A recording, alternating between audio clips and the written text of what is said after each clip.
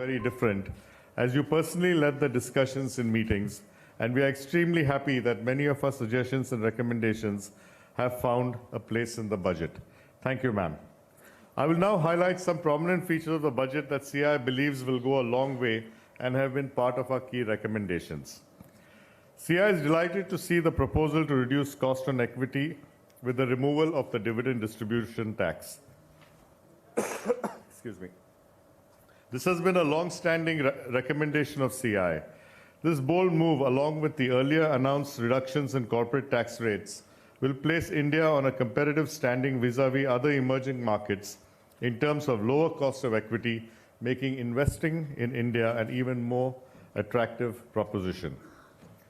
The budget proposal to extend the period of concessional withholding rate of 5% interest payment to foreign portfolio investors and qualified foreign investors in respect of bonds issued by Indian companies and government securities will reduce the cost at which foreign funds are available to us. CI has urged the need to deepen the bond markets. Measure is another important milestone in the government's effort to deepen the bond markets. CI has been batting for tax concessions for sectors that promote manufacturing. We are extremely happy to see a move in this direction, with the budget expanding the scope of the concessional tax rate of 15% for electricity generation. As per the economic survey, India ranks third in the number of new firms created. Madam, your proposal to defer the tax liability on ESOPs, as well as enhance the turnover limit for availing deduction of 100% of profits from 25 crores to 100 crores, will enable Indian startups transition into unicorns, doing the nation proud, in addition to contributing to economic growth and generating good quality jobs. Encouraging startups and entrepreneurship has been one of CI's key points of advocacy. One notable feature that is unique in Budget 2020 is the proposal to include a taxpayers' charter within the Act. This should help taxpayers gain confidence in the tax system and thereby help in widening the net. CI has advocated for a hassle-free tax system which allows tax compliance while respecting honest taxpayers. The Vivad Se Vishwas scheme will unlock the capital stock in 483,000 pending direct tax cases, benefiting both the industry and the government. CI's suggestions on simplifying taxes for ease of doing business and boosting consumption by allowing individual taxpayers to have more disposable income are key announcements in your budget speech. Madam, the twin proposals will go a long way in addressing faith and confidence in the tax system while widening its net. Thank you. Madam, the decriminalization of corporate tax laws on the lines of what is being done for the company law is something that CI has had the opportunity to discuss on many occasions. We believe that this move can be a big booster to the investor sentiment for both domestic and international investors. Before I conclude, I'd like to mention one special tax measure which perhaps may have irked some commentators and experts. The introduction of a health cess in the form of duty of customs on medical equipment. The cess will benefit the Indian medical industry. Also, the cess will be used to fund the much-needed healthcare services in the aspirational districts. CII has been a strong advocate of generating resources for improving healthcare services in the Tier 2 and Tier 3 cities, including the aspirational districts. And CII commends you for taking this innovative approach. Madam, may I now request you to address the CII National Council.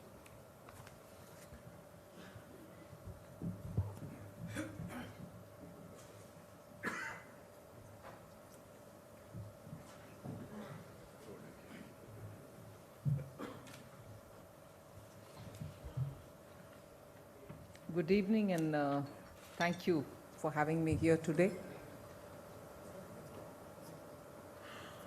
We met after the July budget also.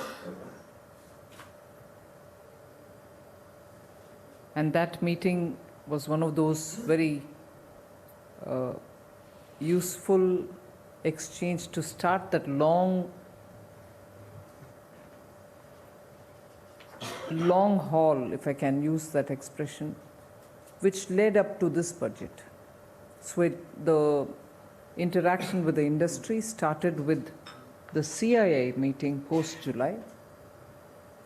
And as they say in the South, some meetings are very, very auspicious that led to several other meetings till before the current budget, which happened on 1st February. Several interactions post that CII meet, which kept our interaction with the industry alive, which kept the government on its toes, that literally every 15 days we had to come out with what could be a timely intervention to address those concerns which industry had expressed. So this year too, post-budget, this interaction with CII is something which I was looking forward to. You've given me the opportunity, and thank you very much for that. Listening to Mr. Kirloskar, I felt I had no job to do. And I felt possibly I'm in trouble, because every one of CII's requests has been met in the budget. The other associations are going to be at loggerheads with me. Now I'll have to do a reconciliation exercise to see how many of theirs have accommodated in the budget. And if it is not matching up with what has been done for the CII, throughout the year I'll have difficult task explaining myself. So, but I'm glad to know that at least CII's request has been finding the place it duly deserves in the budget. So actually, if the nitty-gritties have already been laid before you, there's not much I can add except for saying that the exercise did not start, as I said earlier, did not start usual 3 weeks before. It's been an exercise ongoing since after July budget. Many things on which we had come up with interventions, all right, we came up with adequate or not so adequate a response to the industry's call. But what was left behind then, or left by the wayside then, was not really left by the wayside. We picked it up and kept discussing about it. And many of what had been included in this year's budget are thanks to the discussions which we held at that time. And therefore, not just my speech, which was very long, and that's a grouse that I'm holding up against the ministry. I keep telling each one of them, and matter of fact, I've been persistently nagging them to say, last year's was long, I want this year's to be shorter. But somebody conspired to say, ha, you say that? No, you will do it longer. But then the longer is not the record for the speech alone. As I said, the speech is one side, but the preparation for the budget probably, in all our Free India's budget preparatory exercise, if you were to compare, probably this budget had the longest ever preparation going on. As I said, since July. So this budget probably has some records to keep, and one of them is the consultation process with the same set of people more than once, with the same set of people, not just the finance ministry, but the PMO, and with the same set of people, the PM himself. So in a way, not one round, several rounds with the same set of people, and so with so many sets of people. Not just the industry, not just the trading bodies, but not just the MSME, not just the bankers, not like that. The consultation has been going through almost in a calibrated fashion, scaling up to this but no less. And therefore the job became very clearly fine-tuned.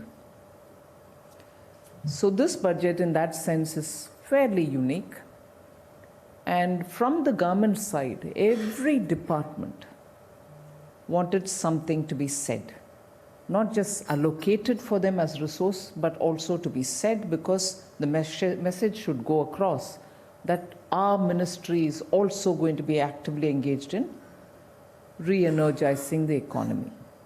As a result, you ended up with a tome that I had to read, and I tried my best. But the larger picture is, I think by now fairly obvious. The biggest priority that we had was to keep the macroeconomic stability undisturbed, if anything, improved. And if we were to give that priority for the macroeconomic stability, the first thing I had was, I can't play around with the FRBM. I had to be well within its limits. And if anything, because the situation demands that I spend a lot to give that necessary impetus to the economy, we were very clear that we shall not violate the FRBM. And as a result, only that much of forbearance, or only that much of window, or only that much of the escape clause that it permits us, we have utilized. And not just using only that much, but also clearly laying out the glide path. It's not as if we want to stay there forever and splurge. I did use this expression probably yesterday, and that's caught a lot of attention, but I had a reason to use the word splurge, because after all, institutions, particularly government institutions, do learn their lessons from every previous experience. Governments may come, governments may go, but institutional memory does remain very strong of the 2008-9 crisis and the way in which it was handled. And the way in which it was handled was probably perhaps the best solution they had then, but they did not conclude the treatment. And when I say that, you have a problem, you want to address it, you have a way in which you want to address it. And one of the ways in which then and now the solution are comparable is public spending. Public spending, and this time we've made it very clear, we are definitely going to be spending money, but because we are conscious that the money and the money's worth has to be felt by the economy, we've clearly identified our expenditure to go for infrastructure spending. And the necessary legwork was also done, and we are very clear on it that the spending would go for that many number of infrastructure-related projects that we have already identified and disclosed by 31st December. And in the budget also, several references were made to what are the ways in which infrastructure is going to get supported. And in some ways, even the little raise in import duties were to be very clearly plugged in such a way that no additional resources which are being raised will be spent for frivolous causes, but they will be directed towards asset creation.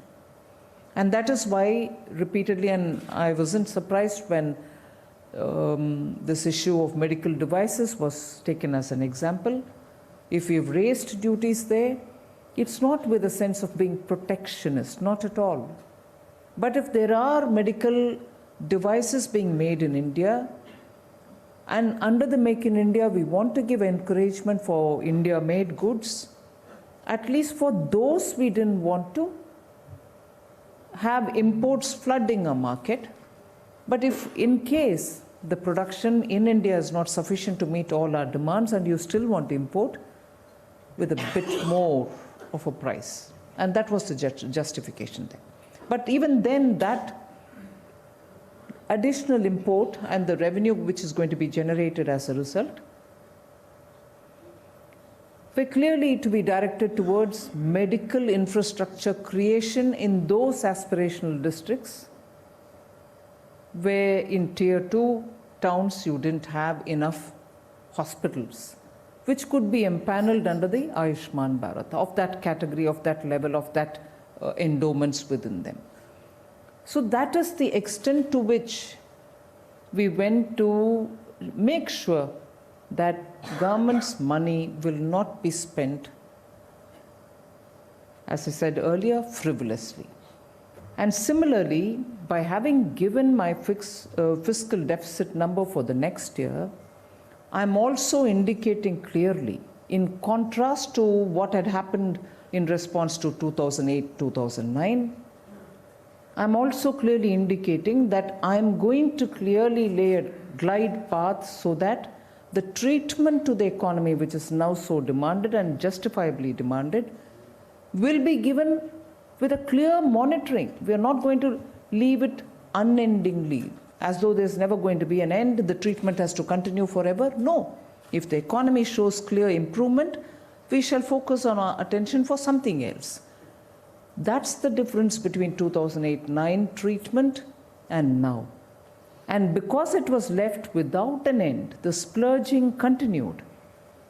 And between 2014 and 19, we had to sort that mess out, which resulted in the twin balance sheet problem.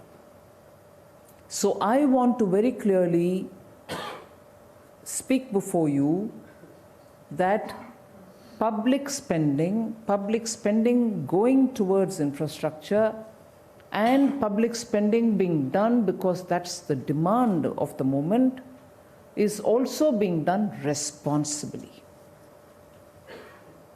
And in that, I would want the industry also to keep giving us the necessary feedback that it is happening and it is happening timely. I shall take the entire responsibility of making sure the budget's implementation, about which a lot of people have already started writing. It's all right for stating so many things in the budget. Who's going to be monitoring its implementation? The whole secret is in the implementation, is what many people have already started saying, and they're right in saying that. So we shall be spending a lot of time looking at the implementation, not spending time to announce the notification of the rules or the methodology in which we are going to do. We'll be on our toes. So that is the first point I would like to present before you. And the second is, there's no shift from Make in India. I've also seen this little concern being expressed. Is it now going to be Assemble in India and you're going to forget Make in India? No. Assemble in India has a purpose, particularly in the sector that it has been focused in, electronics. There's a big capacity, both manpower and also installed capacity, which can and which is finding market outside. And therefore, it was necessary for us to state that, all right, we'll be supporting this activity also. That's not to say that we've left Make in India unattended. We are using this also as a capacity building towards Make in India. That's the second. Third, repeatedly we've had this thing about rural distress, you're not attending to it. Which isn't true also, because from July we had been addressing somewhat issues related to rural distress, consumption and the real income issues related to the rural India. But then we made it a point to list out those specific, and that is why you had a list of 16 action points, all under the aspirational India. Why did we call it aspirational when we were talking about rural development, when we were talking about skills, when we were talking about education? Because that's where you have the majority of the youth who are either asking for skills or asking for jobs or asking for better access to good quality education. So we clubbed it all to say that is where aspirational India's action points are needed, and therefore we laid out the action points and also very clearly announced the allocations for each of them. But then that is where industry also has, I think, a big opportunity. In that, if in the rural India we are looking at capacity creation, storage creation at the block level, storage for not just grains but also horticultural products, storage Also making sure that the grains are kept for a certain period, not just for a quick transmission into an FCI godown. Blue economy. Hospitals in every district. These are all going to be resulting in a lot of demand for core industries products. And that's not going to be just one-off, it's going to be steady increase in demand for core industries. And that's where majority of you are. And similarly, together with it, the commitment that we've given about environment. And therefore, the money which is being allocated to it is also going to create a lot of demand for those farmers who are now going to have solar power generation capacities in their particular piece of land or in the barren lands of the villages. A group of villagers whose lands are barren because rains no more reach them, there is no irrigation there, can happily demand capacities to be installed in their land. Their equity would only be the land, but the rest of it can be from anybody else. And obviously the concessional rate given for energy production is also going to have a trigger in the capacities which will get established in the rural areas.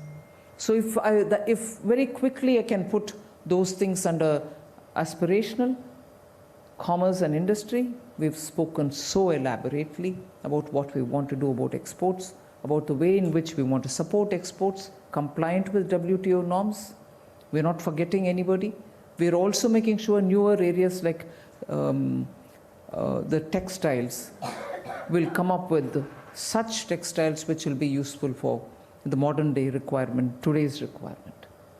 And of course, new age, new economy related material are also being given a lot of push.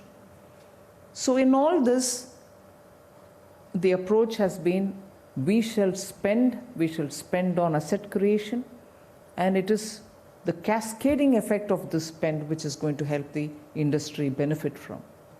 So we expect you to be equally the engine to pull the economy forward. I don't think in today's conditions it can be just the government spending which can pull this economy towards that growth which all of us want. I strongly believe industry today will have to come out of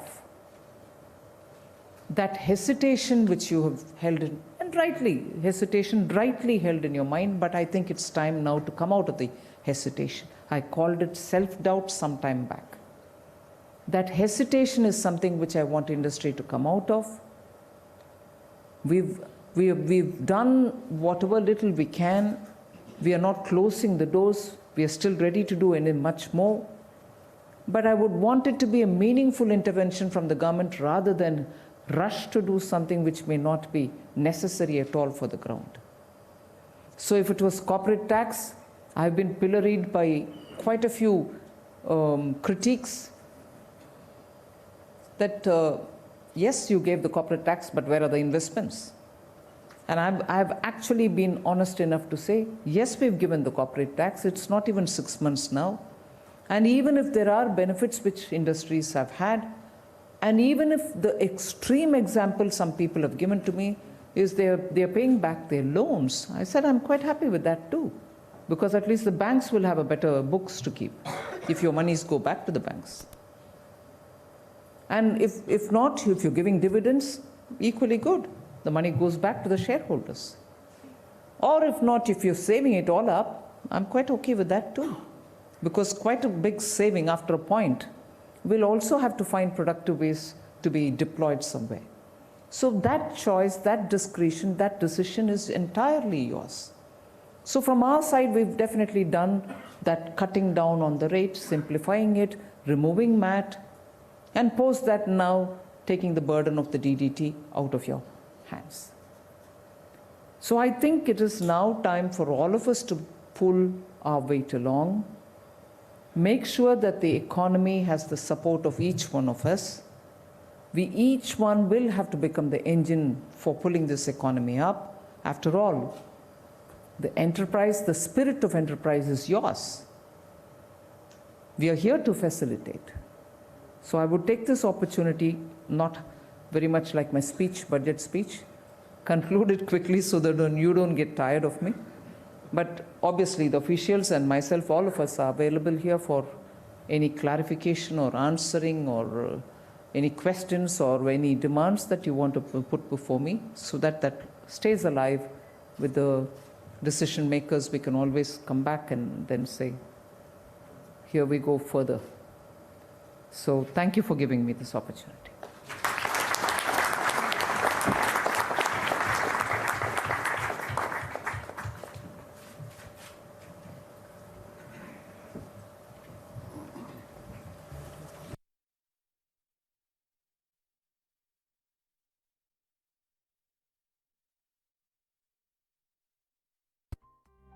From after the budget speech as well.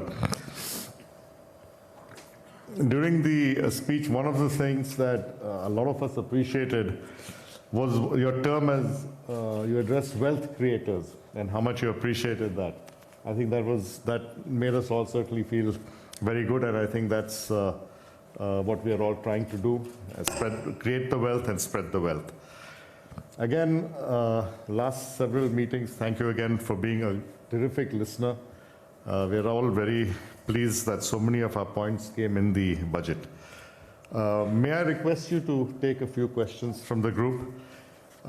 Gentlemen, ladies and gentlemen, kindly be brief with your questions and straight to the point. Let's have again as many members as possible who can get the opportunity to ask questions. May I begin by asking, starting with Uday, please.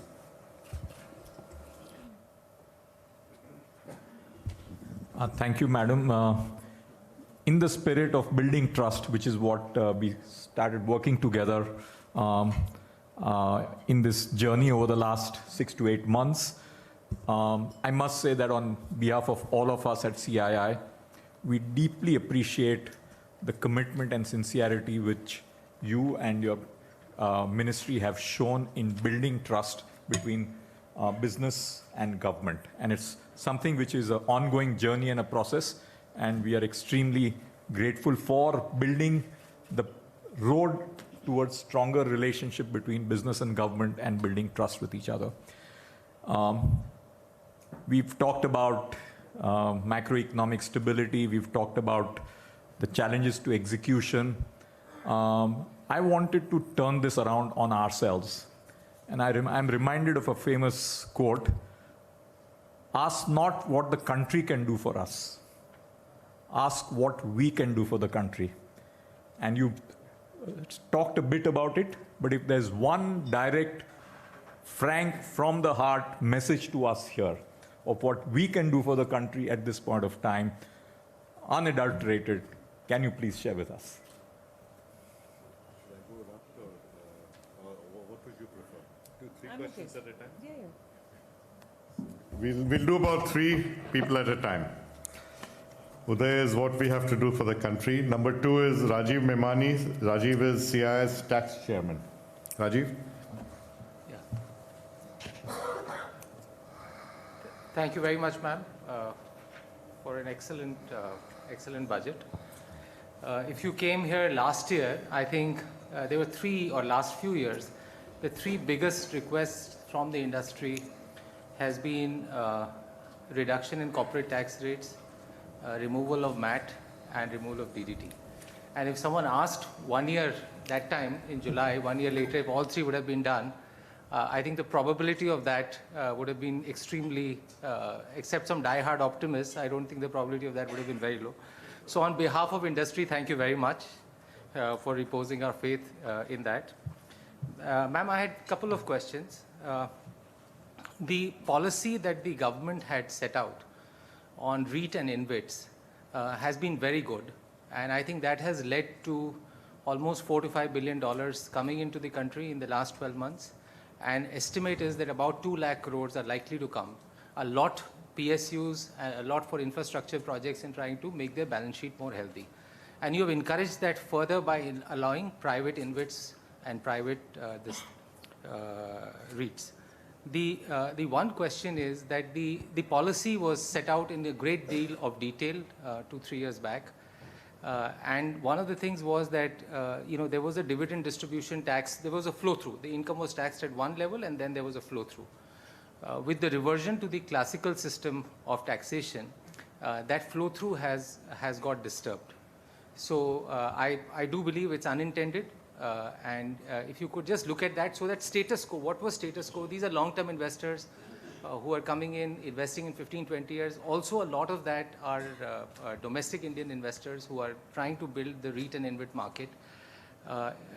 Just in terms of consistency of policy, I think it will be excellent if we can just read whatever was status quo, no additional benefit, nothing, whatever was status quo, if we can go back to that.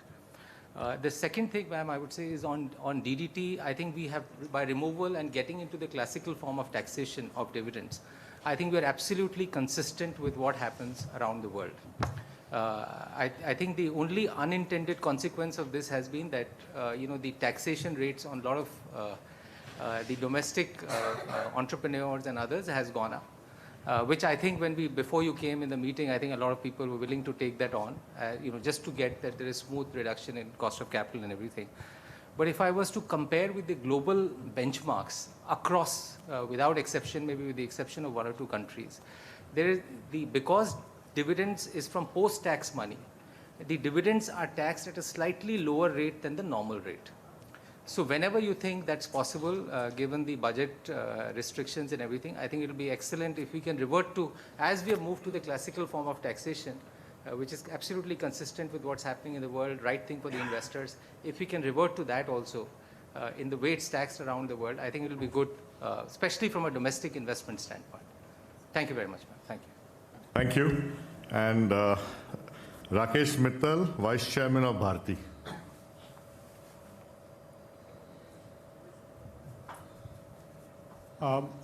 Ma'am, first of all, let me say that the entire budget around the three themes was very, very refreshing and welcome step. Having said that, let me just pick up the issue on agriculture. Some very new initiatives have been brought in, and I was very happy that our recommendation to the Honorable Prime Minister, you have brought in solar as a third crop for the farmer, including the storage facilities locally, which will up their income levels and meet the doubling farmers' income target, which has been set. But having said that, the problem is that the implementation has to happen at the state government level. You just talked about storage facilities for grains. It is not allowed as per the policy. And therefore, while there are good intentions in the budget document and otherwise, it sort of doesn't move further because the state governments don't move. And I think the question is, how do you really overcome this challenge? And I believe there will be a lot of private investment which will get into, including setting up the solar farms on the farmers' land, and they'll get lease money, and that becomes additional income for them. On the agriculture, again, if I see CPI inflation, which is at 14%, especially on the vegetables and the perishable produce, ECA is not helping, and I think this is time has come when we'll start looking at abolishing the Essential Commodities Act, because the free movement of goods don't happen, and therefore people just get into hoarding. And the last point is on the dividend received from overseas subsidiaries and joint ventures. Earlier it was taxed on stage one, and then there was no tax subsequently. But with now ATM, which is only on the domestic dividends, there will be a cascading effect. I believe this is unintended, and if this can be looked into. So we'll do these three? Yeah, please.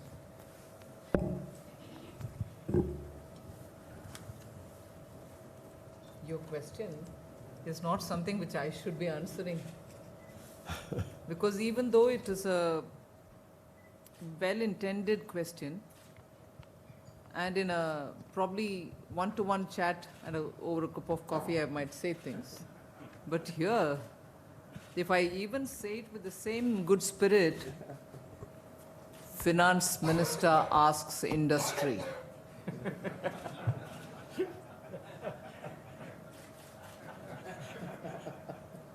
At this time, Finance Minister can do things, and that's where it ends.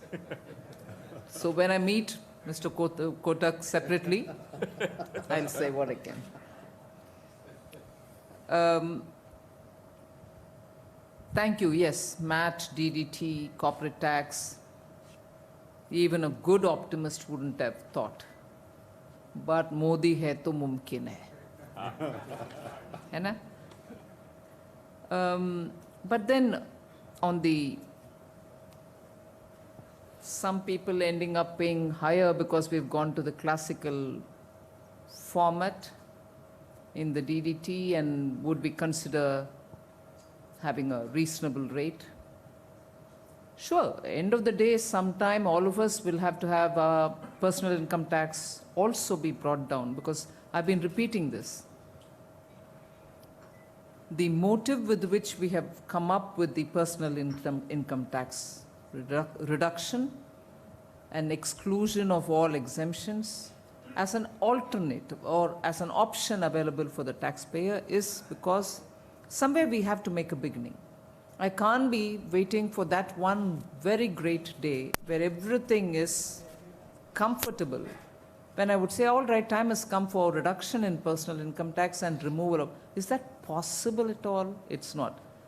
And I don't know, many of you all may be from the south. There is a proverb in Tamil which says, somebody was standing at the shore of the sea and said, let all the waves subside, then I'll go in to have a good snan. Is that possible? No. So I will have to do it sometime. I will have to bring it sometime. And that is why we came up with this thing of, we'll give it as an option. Let us see how it gradually can progress. It will progress gradually, maybe slowly, maybe not as much as you would expect it to. But eventually the idea is to bring the rates down to as low as you can bring it down to and remove all the exemptions. A clean, neat system where compliance will be simpler. And if I've started doing that for corporate tax and also for personal income tax, obviously that will get applied to the rest of them also, because India should be seen as a taxpayer-friendly country. And therefore, yes, we will move towards that. But you also raised this issue of rates and InvITs. Yes, successful attempts at getting investments for real estate and also for otherwise investments. And in that, since the Revenue Secretary is here and he can talk your language, I'll ask him to respond. We don't intend to tax or burden the rates and InvITs, but then how he wants to do it, I would request the RS to speak. No, we have just received some representations on the taxability of REITs and InvITs. I mean, in fact, we came to that came to us only yesterday. So we are looking at that, and if there are some anomalies, we will see how we can address this. And my third is about, yes, a lot of the announcements have the state's roles subsumed in the assumptions. So when we have spelt out that there shall be storage capacities established at the taluk level or the mandal level, block level, and that is for storing grains, obviously we'll have to work with the state governments. And also when we say that capacities will be given for the SHGs also to come in to operate, because we want to now spread as much as possible in order that farmers don't lose out on the logistics. And if we intend doing that, we certainly will be working with state governments, particularly agriculture. It's not possible unless states are also working with you. So I'm fairly conscious, and I appreciate you drawing our attention to that. Again, on the question of agriculture related, cooperatives related, 80, the MATS mirror image for cooperatives in agriculture. We've had quite a few discussion on this, but again, RS, would you want to please come in on that, on Mr. Bharti's, on Mr. Mittal's comment?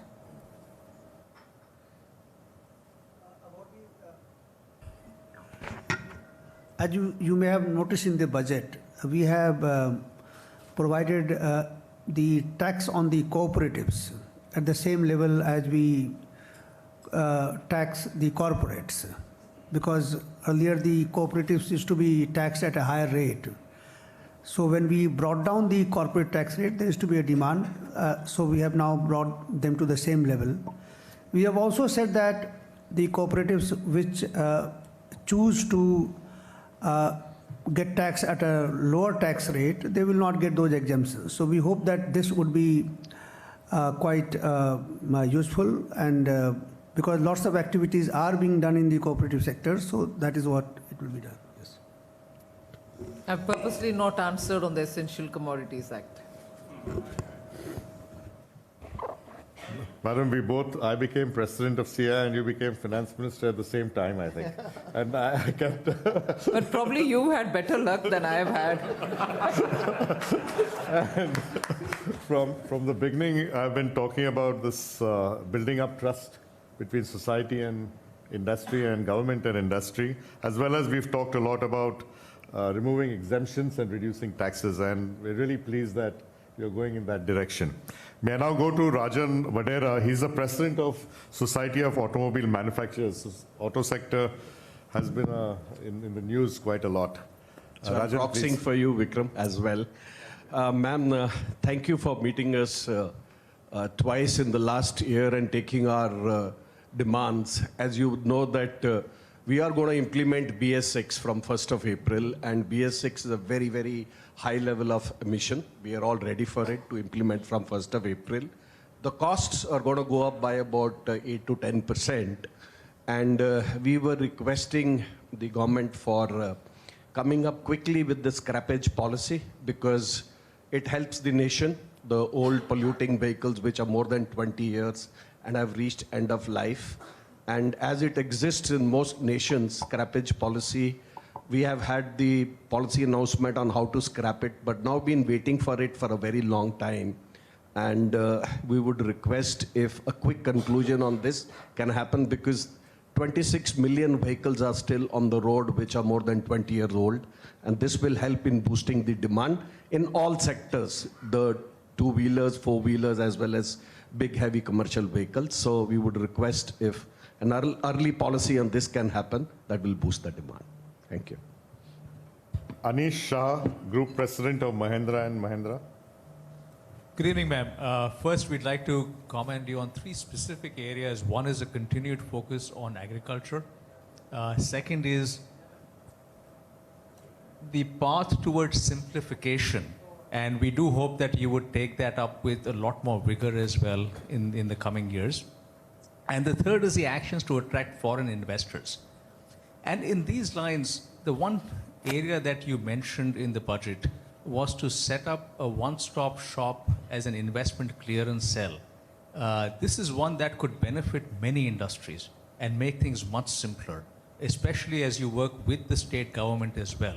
From what we heard and read of it, it appears to be one with teeth, where you're actually going to help drive simplicity in clearances.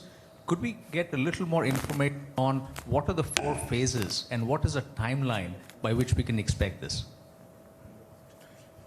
Naresh, please. He's the chairman of Vedanta and CI's Healthcare Council. Dr. Naresh Trayan. Good evening, madam. So first of all, on this fora, may I dare to disagree with our president on that 5% duty on imports. So while there's no dispute on the fact that the Indian manufacturers not only need to be protected, but also encouraged to make more and more, and that's what we would like also, because it makes our cost more reasonable. The fact is that that 5% that will go on devices which are imported are going to be transmitted to the patient who's already under a huge burden. So we are not doing him a service. As far as the applicability of the funds, you made a very nice thing of gap funding and things like that, which is fantastic. But there are 2 other ways of making it possible for us to do the tier 2, tier 3, and even rural healthcare delivery systems. One is, and I hate to sound like a broken record, but in the last 6 months, nothing has happened, so I feel obliged. I was recently in Varanasi at the IMA function, and you will not believe how much distress there is with unpaid, already approved bills with the central and other agencies for their services that they have rendered. So there is a huge stack up, and CGHS and ECHS have not moved at all in spite of all the efforts that you may have made. I don't know where the way the money trail goes, but please, if you can follow it through. And we are not saying that approve the bills willy-nilly, but whatever has been approved by the finance department of these organizations, at least that should be paid as soon as possible, because there is a lot of distress in the system. If that is done, I'm sure we will all be emboldened to produce, because we are committed to rural health. We have already committed ourselves to Ayushman and the whole effort of the government to go down to even the wellness center level. The second thing is that for creation of tier 2, tier 3 and other rural facilities, can we provide financing from a health fund which is more reasonable and will take out the cost? Because believe me today, no matter what you do, if you are going to provide reasonable quality health care, it is still, you cannot do it below 15 to 20 lakhs a bed. And at that level of charges that we should be giving to the people in the rural areas, it would be a 10, 15-year cycle before you even recover it.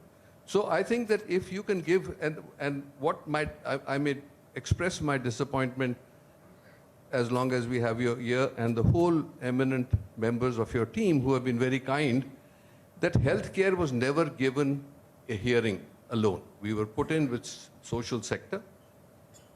They were very patient in hearing us out, but the demand or the real concerns of the healthcare industry as a whole, which is a huge industry. We are over a 300 billion industry today.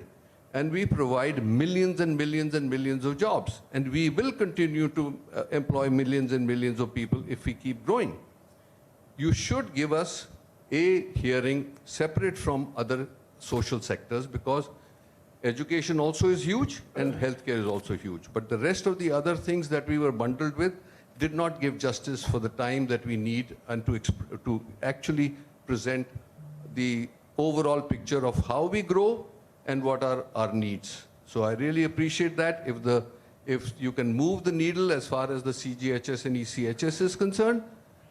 And the third thing which will help us a lot, and I pointed it out earlier, was that we, in favor of the patients, said we do not want to charge them GST because it will add another burden to the patient, but we are paying GST. So we are in nil.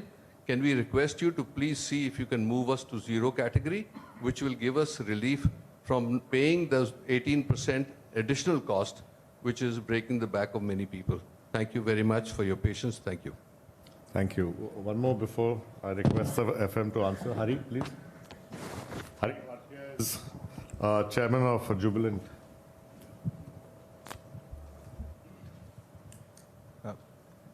Madam, our government has done tremendous amount of work in ease of doing business in the last 5-6 years.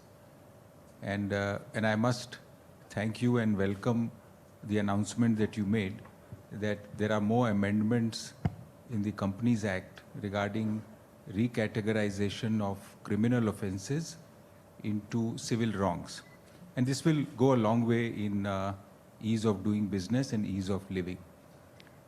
Madam, we have in CII identified almost 28 acts which we encounter in terms of our day-to-day compliance, where similar amendments are required. And that includes income tax, PMLA, and many. There are 28 acts. If you allow us, we can explain this in great detail. A lot of work has been done, because this will actually, at the ground level, really help in ease of doing business. That's my only short point.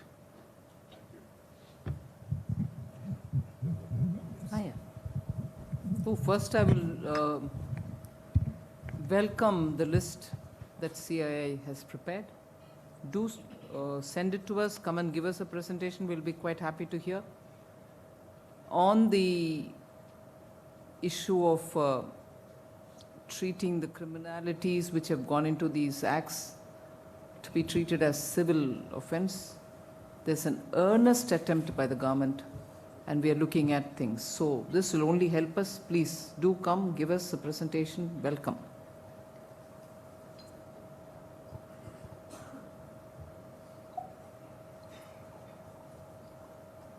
Ease of doing business is a serious priority for us. So certainly, I'll be happy to have it.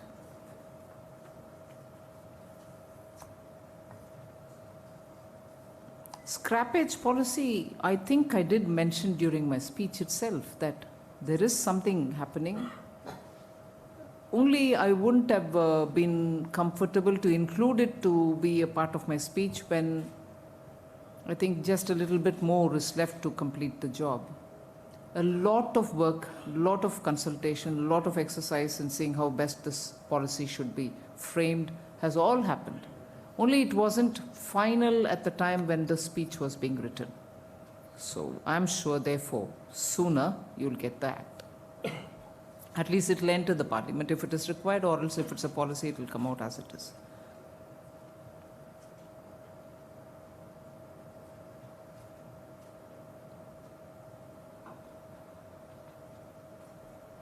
Is that the only point that you had emphasized, or? Yes. Yeah. I talked about scrappage policy. That's right. Yeah. So, the investment clearance cell was a conscious decision taken in the light of the pipeline which was announced. On the one hand, we've announced a pipeline, kept about 6,000 projects ready, some brownfield, some greenfield, some with the state, some with private, some with center. Equally, we've also given 22,000 crores towards the two organizations which will have to pool the funding and also direct it towards infrastructure projects. Now, if funding is coming through a very well institutionalized route, the NIIF and their subsidiary, and also the other infrastructure funding institution which exists but which is going to be scaled up and so on, we also wanted to make sure that the investors should have everything otherwise helped through. So in a way, from the time they come to the time they make up their minds and sit for signing the agreement, we wanted an institutional arrangement which can help them to go through this muddle, as it were, because it will consist of state, it will consist of local bodies, it will consist of the center, it will have the major input from the environment ministry and so on. So yes, it was a clear-cut attempt at making sure the investors are given that help too, not just to identify the project, but even to get going with it.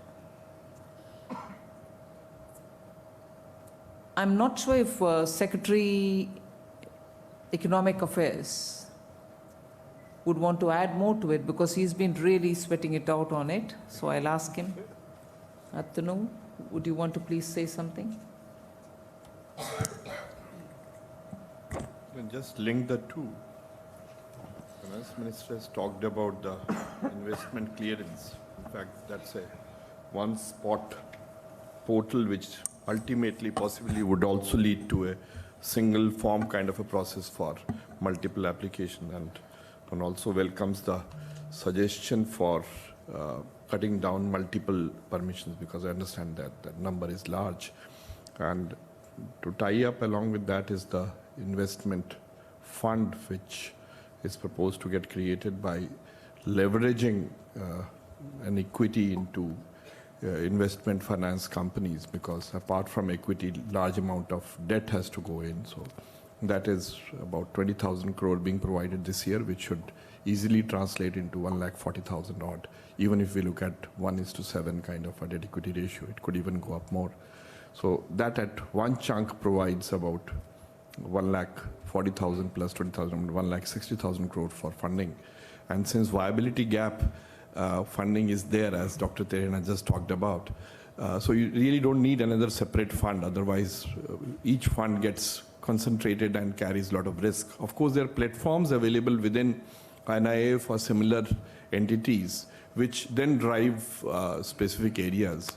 And there are logistic-related platforms, there are road-related platforms, and there would be, if more projects come up in health, which they would for these kind of hospitals or even medical colleges. So, those platforms will easily bring in a lot of equity and debt would be available, and that too long-term debt, because if you see, it's the corporate bond market, the limit is increased from 9 to 15%. So that also brings in a lot of long-term funds. So if you put together, there are a lot of pieces of the jigsaw puzzle which are now falling in place, and you will see a lot of funding coming in. Of course, there would be many more things as we go along. Thank you.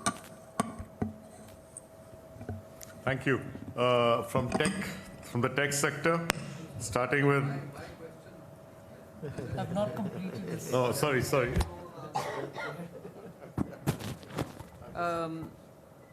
I might sound a bit repetitive, and probably because this issue I had spoken about sometime, whether in response to an earlier meeting or I don't know. Whilst I agree there's no justification for the delay in the ECHS, the CGHS payments, but as long as I was in defense, I do remember that we had gone through a phase where quite a few hospitals which were impaneled for extending the ex-servicemen the treatments had difficulties. In the sense, we had difficulties with them. In that, we did come across quite a few claims which were not matching up. So at that time in defense, I did have this issue of a committee looking into all these empaneled hospitals to see if they were right, if they were wrong, and if they were wrong, did we have a business to stop the service being extended to the patients, whilst we could have stopped empaneling them in the future, but we couldn't have held back the payment or something of that kind. So we did have some kind of an exercise. I don't remember now as to what is the progress, but now that you've raised it, I will certainly go back to looking into it and looking at, in general, both the schemes and where they are held back. I will assure you that we'll clear it up at the earliest. But one thing I want to hear from you is, you said this increase was avoidable. You didn't have to do this if you indeed wanted to spend on infrastructure creation. It was possible to do it. Government didn't have to raise the price of these imports. You actually deterring from buying more and all that, and said health fund. Did you propose an alternative route for raising more funds for? No, I think that was clarified by Mr. Chakrabarti on the fact that there is a fund to which we could go for long-term for healthcare. There will be a healthcare platform in there in that fund also, so to be able answered. to access. I think that's answered. All right. The only thing that we talked about was whether the 5% on... I'll come to that.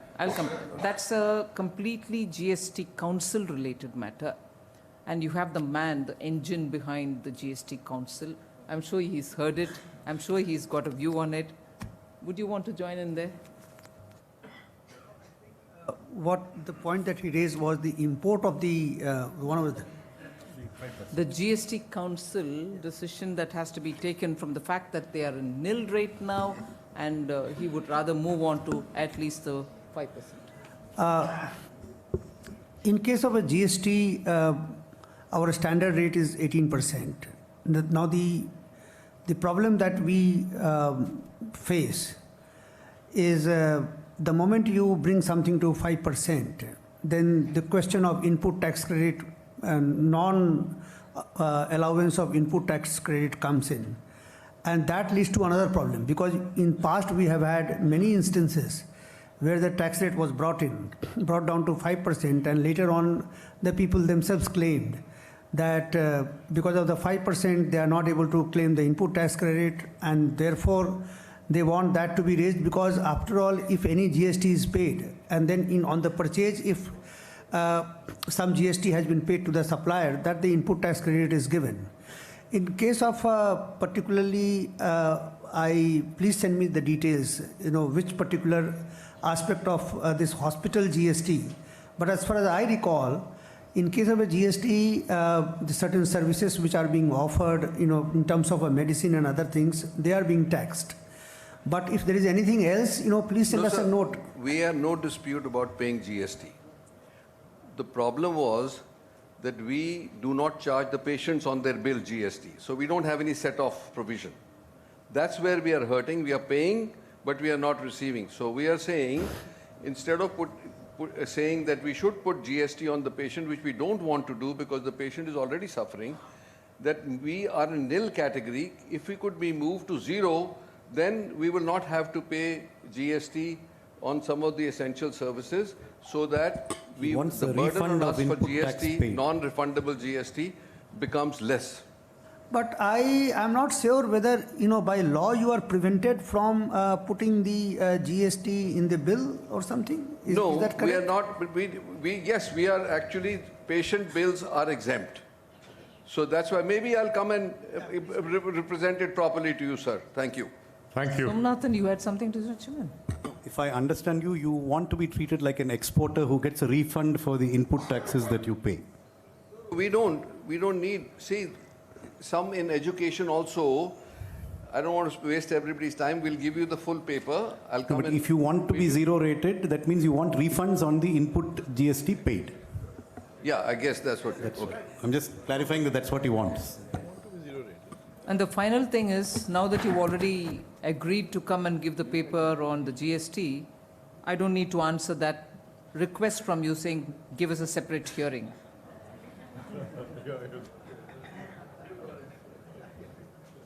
Ajay Bahl, CI's Chairman of Judicial Reforms and Managing Partner of AZB.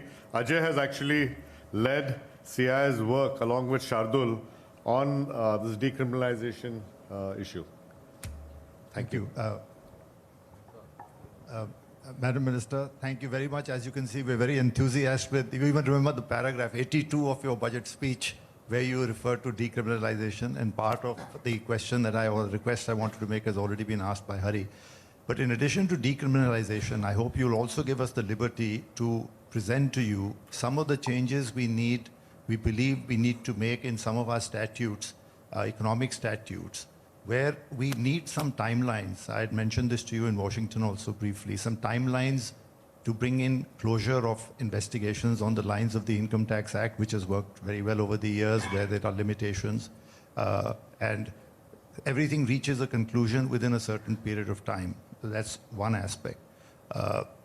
In addition, we'd like to get the opportunity at CII to have you as our champion, because we believe that as a part of this process, there is a need to revisit the whole judicial reforms process, because the dependencies have become very, very significant.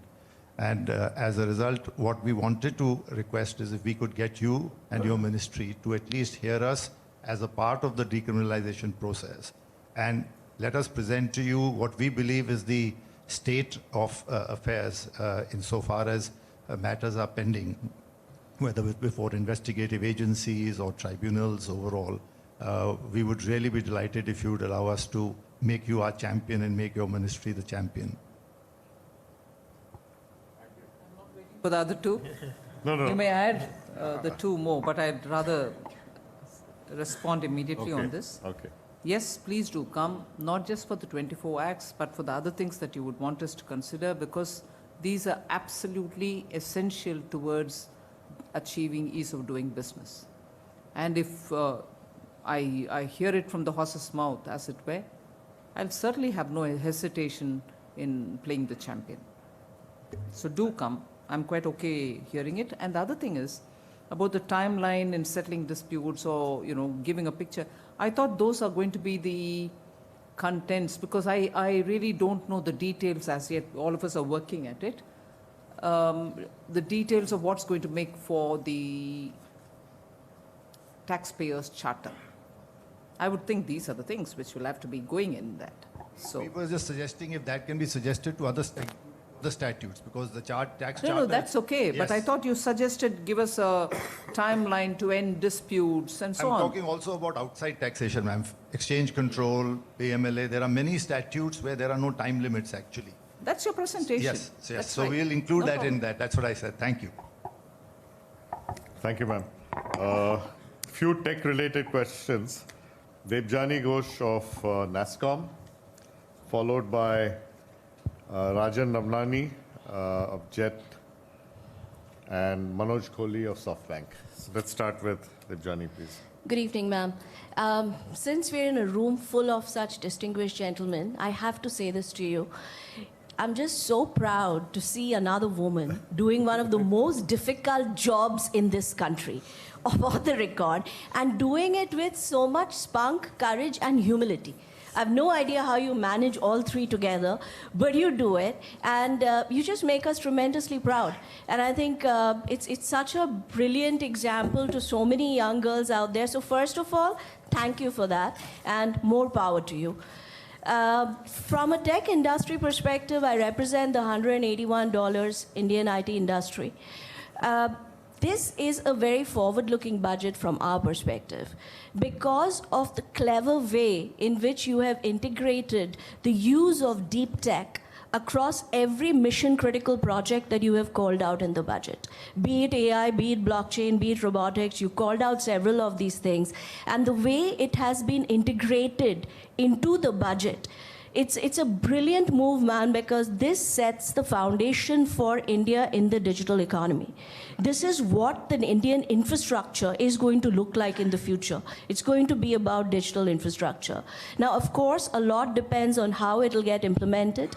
And we as an industry are committed to work with the government hand in hand to ensure it's the right implementation. But if we implement it well, this will have an impact on every other sector. And this is going to pay off. This is what's going to pay off in the long term. I also want to congratulate you for thinking through and taking a very bold step, actually, to make a commitment to quantum computing. It's something most people do not realize, and they think it's not real. But quantum computing is getting more and more real by the day. It's one of the biggest investments that countries like US, China are making because of the impact it can have on health, finance, logistics. It can just completely change the landscape of these sectors. And I'm so glad that you had the vision to make a commitment and will get India started on it, at least the research. It's absolutely critical.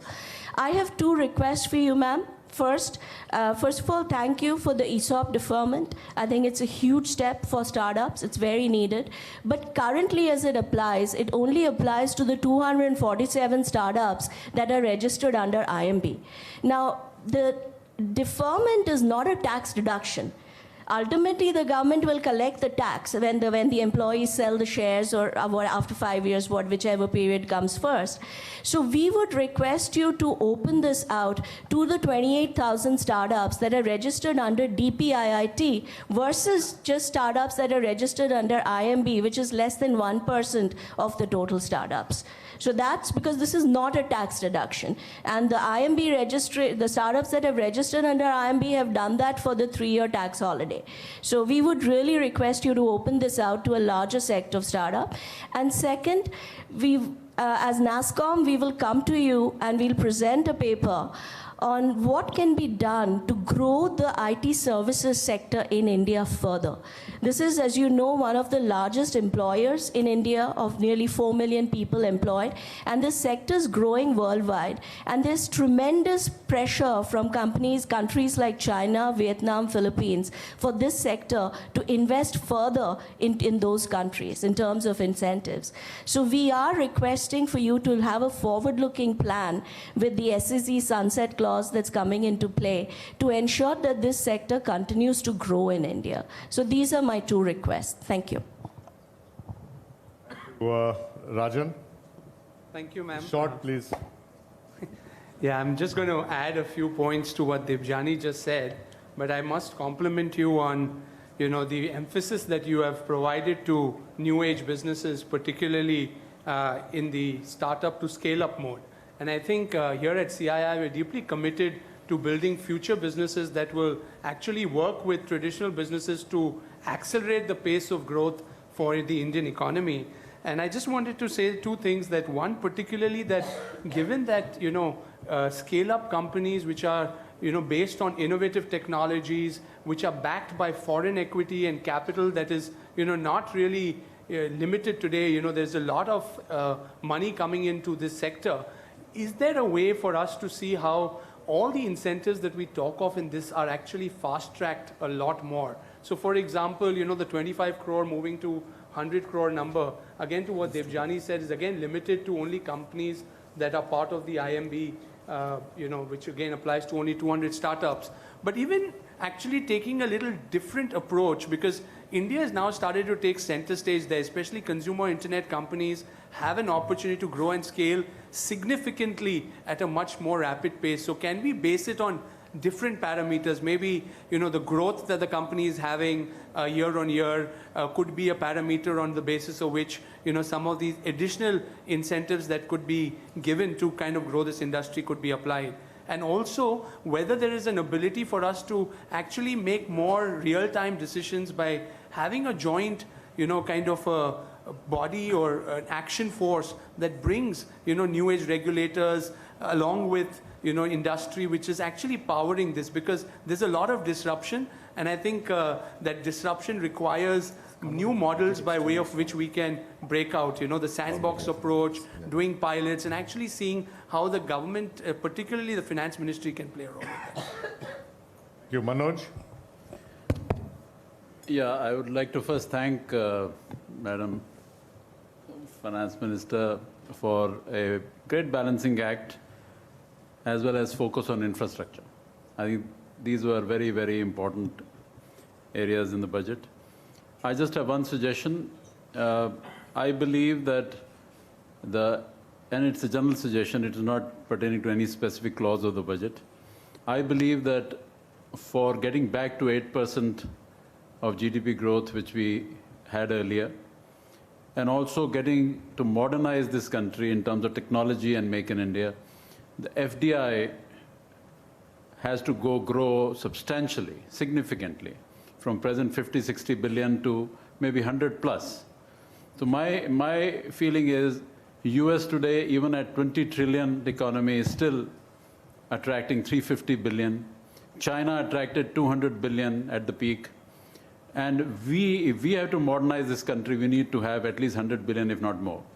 So I believe a lot of actions in terms of opening up of many sectors, especially for Make in India and technology. I think these are two most important areas to modernize the country as it should be vis-a-vis US and China. And not only US and China, but also small countries like Vietnam are attracting so much of manufacturing investment. So I believe a special focus on FDI, 100 billion, a special focus on Make in India incentives and benefits to match China and match in small countries like Vietnam, who have no domestic consumption. I mean, domestic consumption of India is 100 times more than those markets. And also bringing in technology as you have done for quantum technologies, but many other technologies we can work with the government, we can work with the industry so that we bring it in. So this will be a very, very important target for the government to prioritize after the budget. Thank you. Thank you.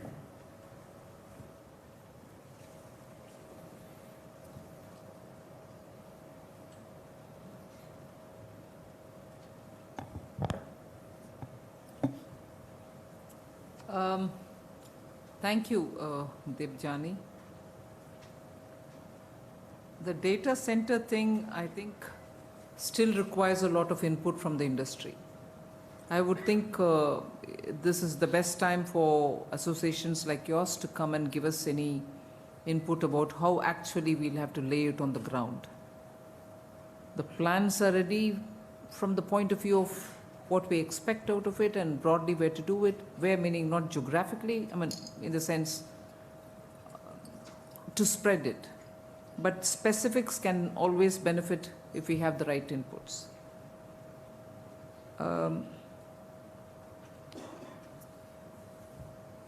Nothing should stop you from giving us inputs on the IT services sector. Globally, they are doing well. There's big demand. India has always been a pioneer.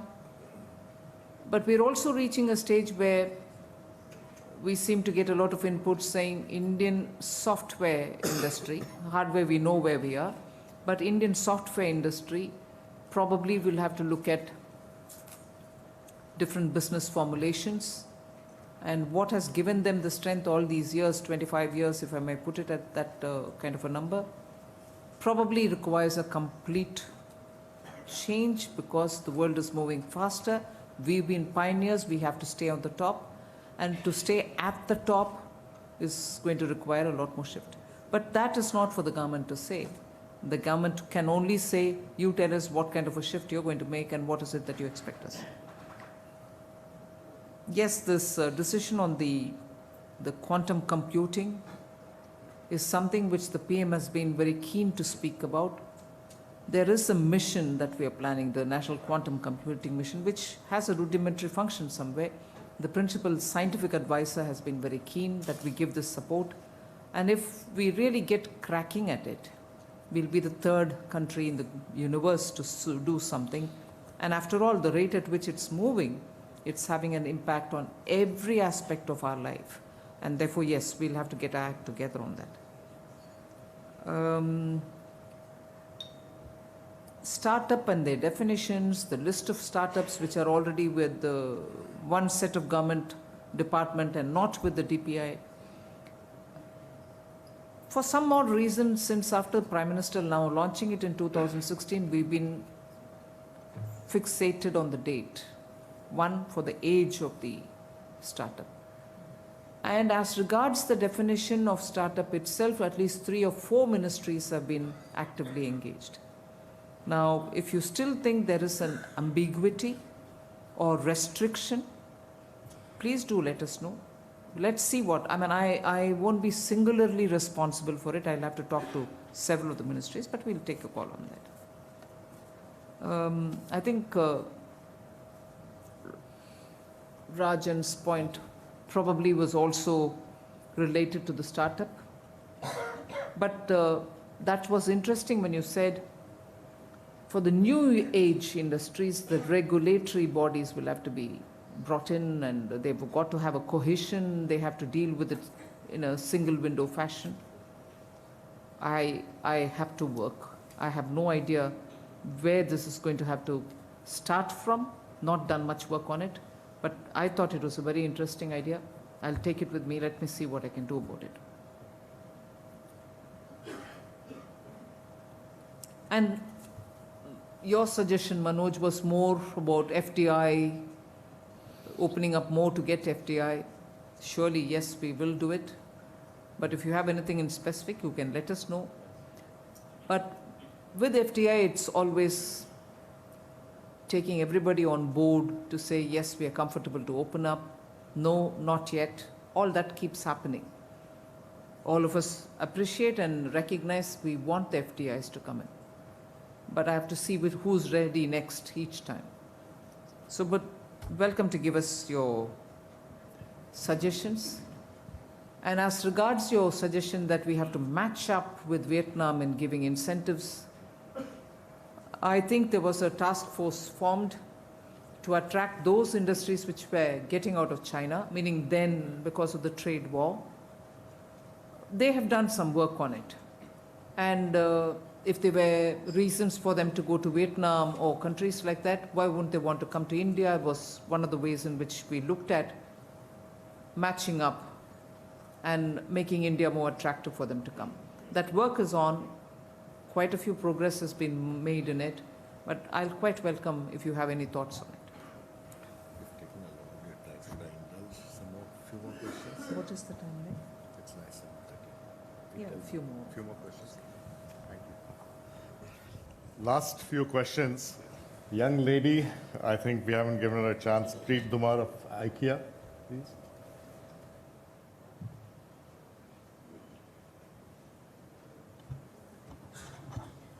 Ma'am, I'd like to echo what Debjani was saying. I'm the CFO at IKEA and totally agree with what she was saying. The way you've handled, the job and the budget, congratulations to you.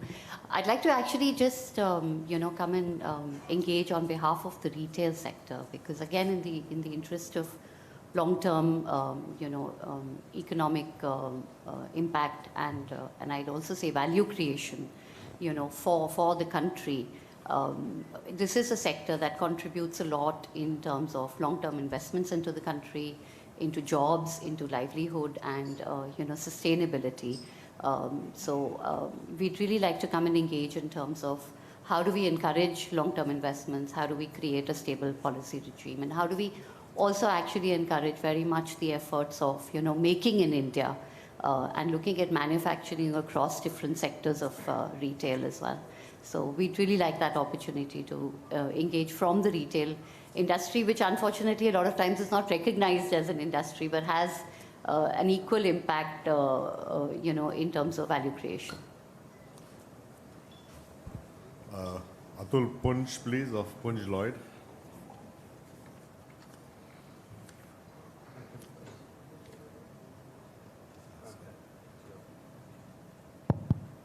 Ma'am, on behalf of the construction sector, which I represent CII on, thank you for the outlay on the infrastructure side. That's going to go a long way. Going to the point about the importance of ease of doing business in rankings, one of the sectors that is really hurting from the lack of any attention is the construction sector. So on one hand, we have regulation that we are dealing with across the board, which is beyond the gold standard now. But on the enforcement of contract, we are at the bottom of the pile. We are at 163 out of 190 countries, as you know.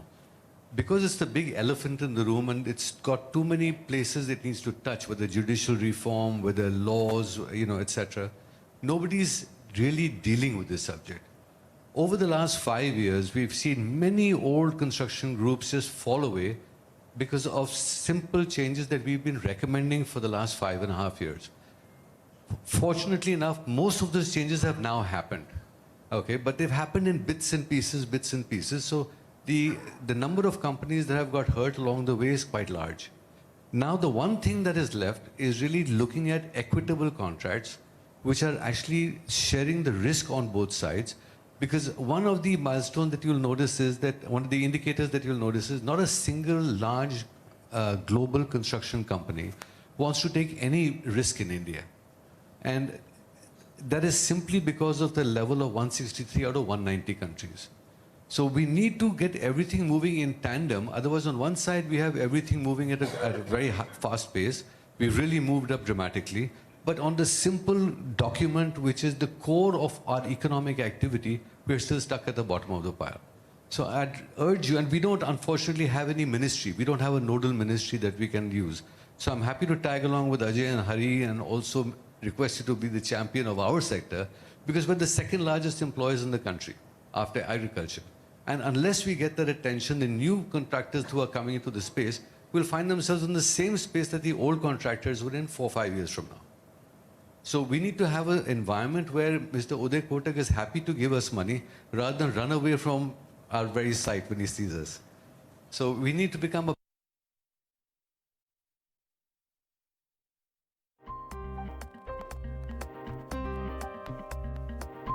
travels back into the banking sector. So, on many cases, we are owed money by the PSUs, we owe the banks, we're stuck in the middle, and we really don't know where to go. And we become the bad boys in the room. So I'd urge you to please put some focus on this piece. It'll go a long way. Power sector, R.K. Chugh. EMA. Yeah, here. Good evening, ma'am. This is R.K. Chugh representing EMA. This is an association of electrical and electronic manufacturers in India. First of all, a big compliment to you that within power sector, you made an announcement of rollout of smart meters in the country. But madam, the point which I'm wanting to make is that smart meters alone or by themselves are not adequate enough to solve the miserable condition of the distribution sector today in the country. Most of the discoms, particularly state-run discoms, are bleeding. Their losses are mounting with every passing day. In fact, our expectation in the budget was that there could have been a much broader, much more comprehensive set of reforms being announced. Maybe you have kept it at a later date. We don't know. We are in close touch with Ministry of Power and Ministry of Commerce and Industry also on this. And most worrisome factor is that within our association, 2/3 of the members belong to MSMEs. And because of poor health of discoms in the country, almost 15,000 crore rupee payment is overdue to them, with some of the states as old as 3 years. And most unfortunately, these outstanding payments are for smart meters only. So we are wondering as to what are the plans for taking the distribution sector back to its health and also helping the industry that way. Last question, Sanjeev Bajaj from FinTech, Bajaj FinServ.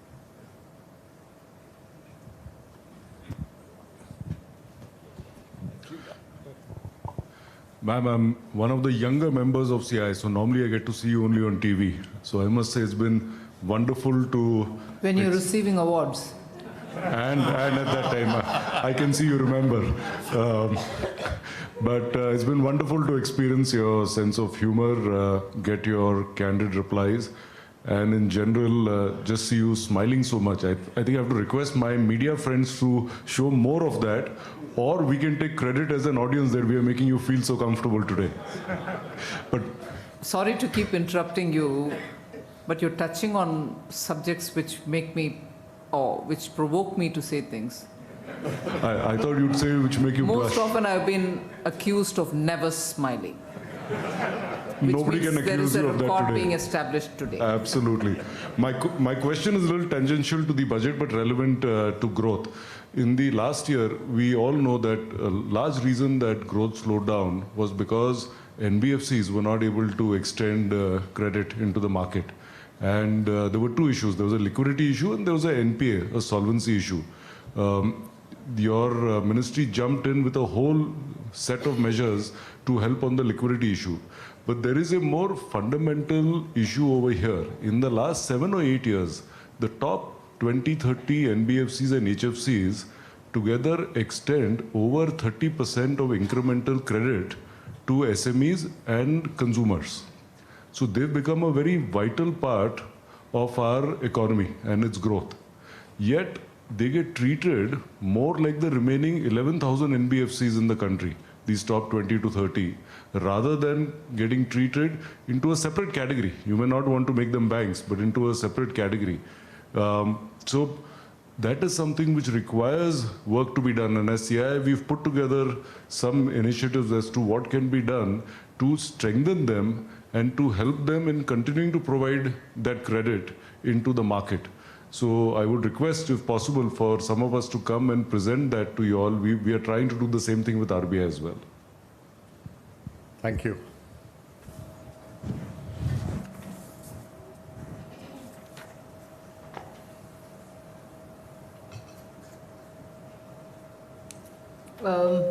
IKEA. You spoke a lot on retail, but I'm not sure if I missed out on anything specific that you were telling me about retail. I appreciate you did say that retail is a big thing, lots of things happen through it, but not really much is being said because they're not a distinct group who come and speak about. Did I get you right? As an industry, I think That's right. you also mentioned real estate not recognized as a, industry. No, I agree with you. They have a very big impact on the economy, and we've been broadly touching upon it, particularly at the time when liquidity was an issue and everybody was asking me to do specific things. And in October, we went about telling the banks to go to different districts to extend liquidity. And when the reports came, I thought the retail sector was the one which really took a lot of funds at that time. And we have the finance secretary here. He probably will be able to expand on it to say how we are addressing, and maybe that's not the best way to do, but we are doing something about it. But that's something which I'll certainly ask the finance secretary to speak about.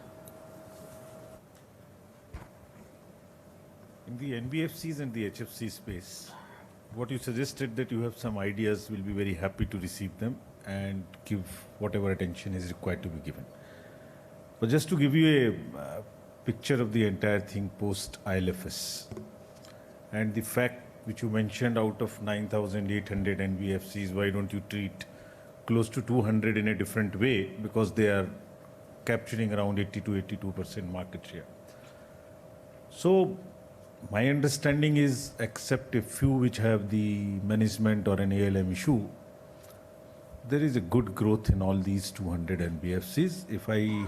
If you want me to be precise, it's close to 19%. Some are even growing at 30-35%. Close to around 3 lakh crores have been given by banks post ILFS, and with the intervention and constant persuasion of Madam, there are 7-8 things which have been done. We like to do more. First of all, the pool buyouts have taken place. It may have been difficult for NBFCs to survive. That has not happened at the right time. Co-originations have started. Thereafter, partial credit guarantee has started. And we are waiting. It's a huge, around close to 9,000 crores buyout have happened. And we have a pipeline close to 20 for which we are rating. We are waiting for the ratings to be given by NBFCs. So we are all sitting ready for that. And we can go up to 1 lakh crores straightway if we have the pool, which is further reduced from AA to BBB. Thereafter, 3 things specifically have been done, 4 things rather, in this budget. A long demand we have accepted, Madam has accepted, that under SURFACE, the NBFCs which have a 500 crore asset size were allowed to factor. We are reducing it to 100. That makes all the NBFCs which are in the 100 crore brackets, to address your point that why don't you treat them separately, they will be allowed to factor. That's one point. Under the SURFACE again, the individual asset size of 1 crore was what you could be recovering under SURFACE. It is being reduced to 50. That is second time. The more important thing, which is going to perhaps change the entire landscape, and this is the technological part also, which have been raised here. FM has announced that API-based and UPI-linked system of invoice financing. The work is almost done. It's in a pilot phase. What one is looking at linking all the databases. So this is for technological thing also, which I am answering. The databases which are in the GSTN, the moment the invoice is raised and accepted, it becomes a QR code is generated and it becomes an accepted invoice, which through UPI becomes tradable, and for which NBFCs have also been allowed to factor. So any specific suggestions you have in terms of further easing it, most welcome anytime. But growth, let me say, in both in the HFCs and NBFCs. And we have requested NHB to publish these figures on their website as to how they have supported HFCs. And on the HFCs, FM again announced that 30,000 crores window, which has also been used, including the scheme of lift. So we are very alive to that sector, and we acknowledge that it is the last mile which is very, very important, and the partnerships along with fintechs, NBFCs, banks, so that you access the capital of the bank and banks access your reach. That collaboration is very welcome. On the points made by Mr. Punj, I'll ask Secretary Economic Affairs to speak, because on the incomplete projects, for the sake of the home buyers and for those builders who are unable to obtain any financial help from the banks, we've come up with something, and it's actually started getting across. So would you want to say something on that, please? We're actually on 3 planes that the entire thing is getting done. One is on the housing front, where a special window for the stressed housing has been brought in, because a lot of construction-related money has got stuck there. So this window caters to all the projects in the housing sector that are stuck, and it provides the last mile funding to those projects. It's already started. almost about 13 projects have been sanctioned, and any of those projects can make use of. This will release the fund for the construction sector so that they can subsequently pay it back to the banks, and possibly you could go back to Mr. Uday Kotak with a happier smile. Subsequently, you mentioned two more things. You talked about the contracts. Actually, one of the paragraphs in Finance Minister's speech, 95, talks about it. There are two planes on which it would get addressed. One is you talked about risk sharing. Those are in the PPP kind of a project. So separate projects would handle that kind of risk sharing separately. So we'll be very happy to engage with you what kind of a risk which construction sector is unable to bear, because there are a lot more sort of instruments have come up where those risks could be subsequently distributed. The other part is, of course, the contract enforcement itself. Again, Finance Minister in her speech has talked about the contract management and improvement of the contract enforcement, which is where you mentioned that our ranking tends to be low. Since we have Contract Act, and then under 1930 Contract Specific Relief Act, and then possibly people do talk about a separate law on contract enforcement itself. So there are different strands of thought on contract enforcement itself. So there are these three parts. First is already operational. You may like to make use of it. It's working quite fast. It has been already fully funded. Rupees 10,000 crore fund could be made use of. On the other two, your thoughts would be welcome. On the first, I think sorry, 1 minute. What probably was worth repeating, which Secretary didn't, is we did come up with that thought first and kept ourselves very conservative in saying only the stressed assets, which are not yet NPAs, can approach. Later we amended that and said, even if you're an NPA, please come ahead and take the assistance, except that you had to be just registered with the RERA. I think once we opened up saying even the NPAs can come in, there's been a lot of enthusiasm. People are coming in, and we are being agnostic about the fact, and we are extending the facilities. So I would think you should really, as much as possible, spread the word and see who wants to benefit from it. And just wanted to add, there's the issue of PPP contracts, which my colleague has dealt with. But if you have specific suggestions for how government EPC contracts should be modified, and if you have very specific inputs on what would be a more equitable form of contracting, we would be happy to take a look at your ideas in the Department of Expenditure. Yeah, thank you. I suppose I've addressed all the questions, except I know I didn't want to say a word about the DISCOMs. And in that, I'm glad you have been in touch with the concerned ministry, with Commerce Ministry, and so on. I'll certainly be with them, but I won't be able to comment on today's situation. Although, of course, we went ahead with the smart meter mentioned in the budget and all that, it may not be the only solution or sufficient solution. I grant that.